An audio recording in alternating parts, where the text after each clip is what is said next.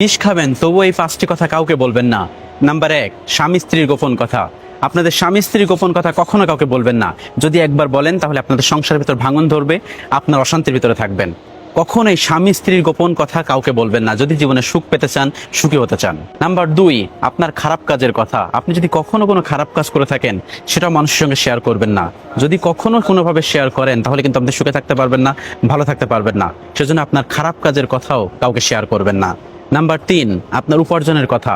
আপনার উপার্জনের কথাও কাউকে বলবেন না। আপনি কত টাকা বেতন পান, কত টাকা স্যালারি পান, কোথায় চাকরি করেন, এগুলো বলার আসলে দরকার নাই। মানুষের বদনজর লাগে। মানুষের বদনজর কিন্তু সত্য। নবী করিম সাল্লাল্লাহু আলাইহি সাল্লাম বলেছেন, মানুষের বদনজর এত খারাপ, একটা উটকে, জীবন্ত উটকে কড়াই পর্যন্ত নিয়ে আসে। এটা হচ্ছে বদনজর। সেজন্য কখনোই ভালো থাকতে চাইলে, সুখে থাকতে চাইলে আপনার উপার্জনের কথা কাউকে বলবেন না। নাম্বার 4, আপনার পরিকল্পনার কথা। আপনার পরিকল্পনার কথাও কাউকে বলবেন না। আপনি 5 বছর পর কোথায় থাকতে চান, আপনি 2 বছর পর কি করতে চান, আপনি পরবর্তীতে একটা বিজনেস করতে চান, আপনার পরিকল্পনার কথা কাউকে বলবেন না। কারণ মানুষ এটা নিয়ে উপহাস করতে পারে, আপনার এই স্বপ্নটা ভেঙে যেতে পারে, বা মানুষ কটূক্তি করতে পারে, আপনার স্বপ্ন জাগার ইচ্ছা জাগবে না।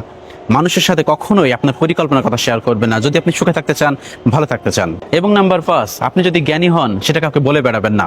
আপনি জ্ঞানী ঠিক আছে, আপনার ভিতরে জ্ঞান রাখুন। কোনো মানুষ যদি কোনো কথা বলতে চায় তখন বলুন, কিন্তু আপনার এই জ্ঞানটা মানুষের সামনে বলে বেড়াবেন না। তাহলে মানুষ আপনাকে উপহাস করবে, খারাপ কথা বলবে। সেজন্য কখনোই আপনার এই জ্ঞানিত্ব মানুষকে বলে বেড়াবেন না, দেখানোর দরকার নেই।